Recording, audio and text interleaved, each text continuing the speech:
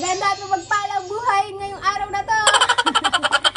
Yes, hindi kayo nagkakamali na nakikita ninyo may hawak akong nyog today. Tawag namin dito sa Kapampangan is ngungot. Meron kaming ngungot. So, ibig sabihin kapag may ngungot, meron tayong suman. Today, gagawa tayo ng suman bulagta. Suman bulagta is Kapampangan. Sa Tagalog is suman sa Lihia. So, kailangan din natin ng dahon ng saging dito. Kaya maraming salamat po. Shoutout sa nagbigay sa amin ng dahon ng saging. Kaya may gagamitin kami ngayon. Maraming salamat kila Ate Girly, Ate Rysel at Ate Diana. Maraming salamat po. So, today tuturo ko sa inyo kung paano gumawa ng... Para lang tayo nasa bingo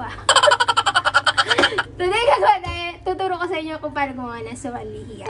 So, dahil magkukudkud pa tayo ng ngungot at magdadarang pa tayo ng dahon ng saging. So, let's go!